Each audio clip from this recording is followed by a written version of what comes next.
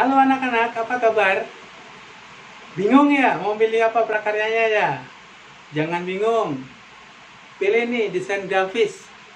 Dunia baru bagi kalian. Saya nggak bisa gambar Pak. Gimana? Jangan khawatir. Masuk di sini Bapak ajarin. Biar bisa.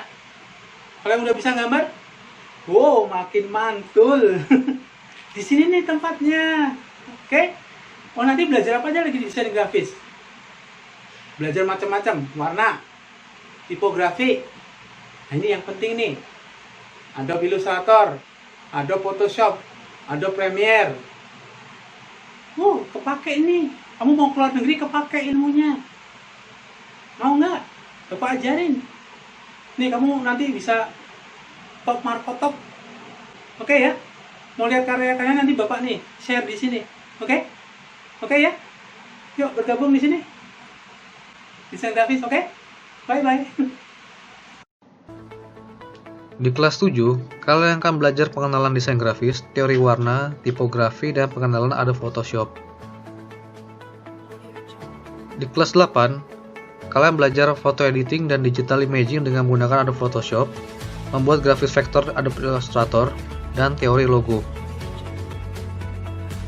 Sedangkan kelas 9, kalian mempelajari jenis media promosi, desain kemasan, dan video editing dengan Adobe Premiere. Kelas 7 diawali dengan teori dasar desain grafis. Kita belajar mengenai elemen-elemen desain grafis dan bagaimana menggunakan prinsip desain dalam membuat suatu karya desain grafis. Juga ada teori tipografi, yaitu teknik dalam menyusun, menata, dan mengolah huruf secara estetis. Kemudian teori warna, yaitu bagaimana kita menggabungkan warna-warna secara efektif dan efisien dan menggunakannya sesuai dengan karakteristik masing-masing warna, sesuai dengan sifat mereka, dan kita juga mempelajari pewarna alami serta pewarna buatan.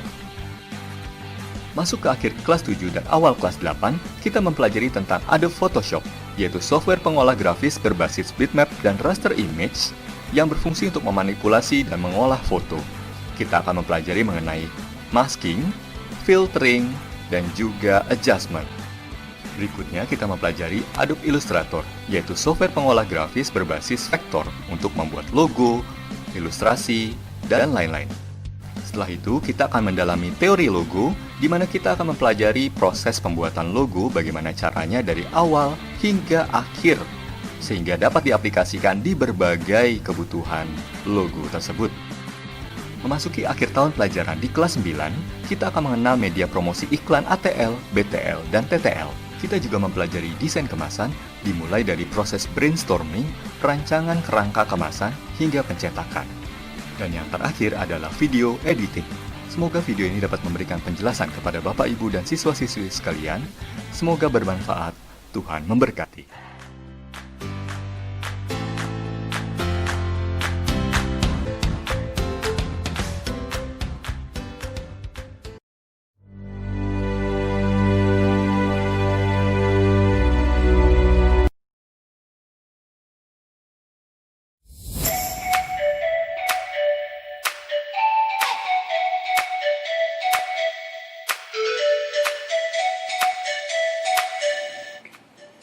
Halo, selamat siang. Selamat datang di ruang elektro. Bertemu dengan saya. Nama saya Rosyati Nenggolan. Sering dipanggil dengan Mem Rosi.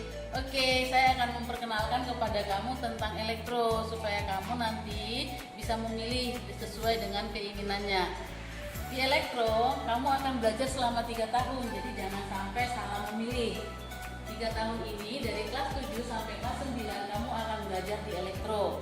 Nah, kamu akan bertemu dengan Mem dan kita akan banyak belajar tentang hal-hal elektro di dalam kehidupan.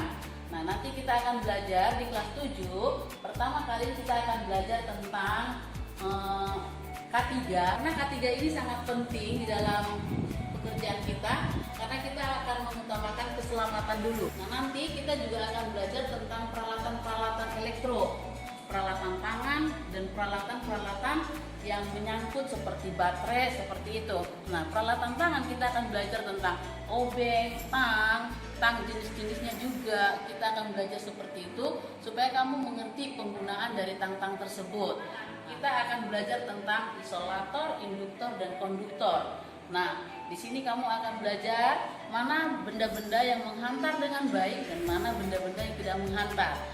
Di semester 2 kita akan full mengukur tentang arus, hambatan, dan tegangan. Jadi penggunaan dari multimeter. Nah, di kelas 8 kita akan membuat, di kelas 7, saya ulang, di kelas 7 kita akan nanti membuat proyek kita, membuat kipas angin, membuat robot kumbang. Itu nanti dikerjakan di kelas 7 semester 1. Sedangkan di kelas 8 kita banyak belajar sudah menyangkut ke yang elektronya. Yang elektronya kita belajar tentang, yang pertama itu adalah tentang running LED, terus sirine. Setelah itu kita akan belajar tentang sensor. Di kelas 9 kita akan belajar tentang digitalnya. Itu kita langsung praktek nanti di project board.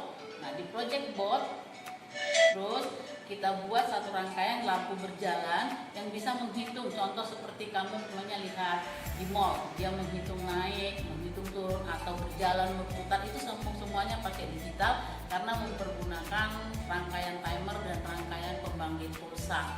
Itu di kelas 9. Di kelas 9 juga kita akan belajar sedikit pengenalan tentang komponen-komponen listrik apa yang digunakan dalam instalasi arus tinggi. Contoh stop kontak, saklar. Nah, itulah tentang elektro yang saya perkenalkan ke kamu. Silahkan memilih elektro dan yakinkan bahwa pilihan itu adalah pilihan kamu sendiri, bukan karena pilihan orang tua. Karena jika kamu menjalankannya tidak sesuai dengan pilihan kamu, maka nanti kamu tersiksa menjalankannya selama 3 tahun karena tidak boleh berpindah.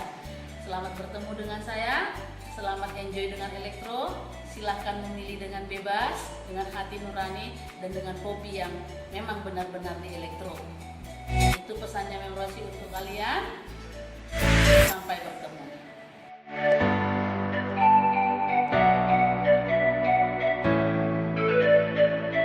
Menurut aku, elektro tuh termasuk pelajaran yang lumayan gampang. Soalnya di kelas 7 dia belajar lebih ke basicnya elektro. Justru di kelas 8 dia belajar tentang komponen dan rangkaian elektronika. Dan sekalinya kalian udah hafal atau udah ngerti tentang komponen elektronika, pasti kalian bisa ngerjain soal tentang rangkaian elektronika. Selain materinya gampang, gurunya elektro, Mem Rosi tuh juga seru banget orangnya. Dia suka ngejoke dan dia tuh fun banget. Jadi perasaan saya setelah saya mengikuti pelajaran elektronika ini, saya sangat senang karena saya mampu mendalami lagi tentang mata pelajaran matematika dan juga fisika, dan saya mampu menganalisis kerusakan yang terjadi pada peralatan elektronik saya di rumah, dan juga saya dapat membetulkannya sendiri. Mem Rosi adalah guru yang sangat unik, berbeda dari yang lain. Mem Rosi santai, tidak kaku, akrab dengan siswa-siswanya, tapi disiplin. Di kelas elektro kita akan belajar cara menyolder, belajar teori elektronika, dan juga cara merangkai rangkaian. Rangkaian apa yang kita rangkai adalah robot kumbang, kipas angin, rangkaian penghasil suara, rangkaian penghasil cahaya, dan masih banyak lagi deh. Praktek di kelas elektro itu seru banget, apalagi gurunya. Mem Rosi itu seru banget dan baik banget.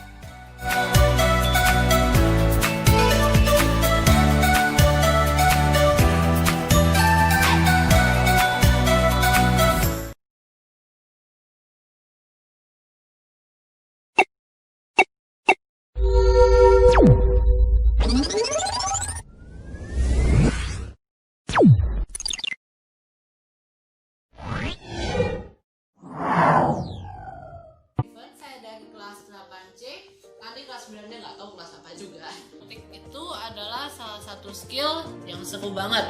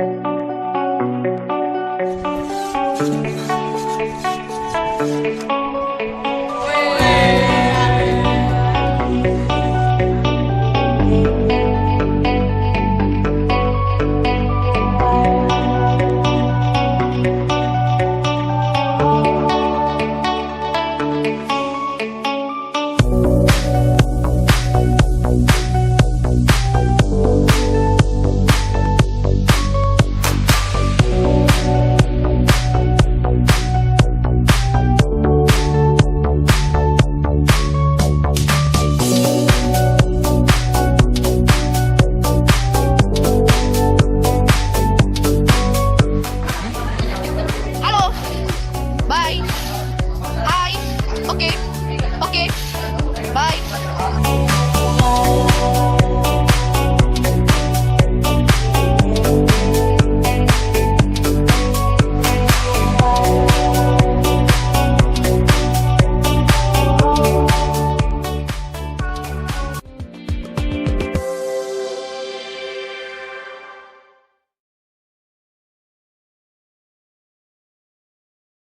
Selamat pagi, selamat bertemu di kelas prakarya pengolahan atau tata boga. Untuk kelas 7 ini materinya akan berkelanjutan sampai kelas 9. Materi pengolahan tata boga siswa belajar tentang pengetahuan makanan bergizi, siswa mengolah bahan mentah menjadi yang dapat dikonsumsi, belajar mengemas makanan yang dibuat, dan arahnya ke entrepreneur. Materi untuk kelas 7, KD 3.1 buah segar menjadi makanan dan minuman. KD 3.2 hasil samping buah menjadi pangan. Untuk di semester 2 akan mempelajari KD 3.3 pengolahan bahan pangan sayuran menjadi makanan dan minuman. KD 3.4 pengolahan bahan hasil samping buah menjadi produk pangan.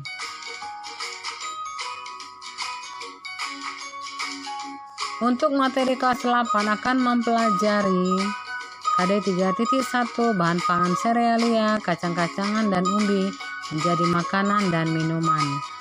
KD 3.2 bahan pangan serealia dan umbi menjadi setengah jadi. Untuk di semester 2 akan mempelajari KD 3.3 pengolahan setengah jadi serealia, kacang-kacangan dan umbi menjadi makanan dan minuman. KD 3.4 hasil samping pengolahan serealia, kacang-kacangan dan umbi menjadi produk pangan. Untuk kelas 9 akan mempelajari KD 3.1 olahan peternakan dan perikanan menjadi makanan. KD 3.2 membuat bahan setengah jadi dari peternakan dan perikanan. Untuk di semester 2 akan mempelajari KD 3.3 pengolahan setengah jadi peternakan, perikanan menjadi makanan jadi. KD 3.4 hasil samping peternakan dan perikanan menjadi produk pangan. Demikian yang dipelajari selama 3 tahun. Terima kasih, Tuhan memberkati.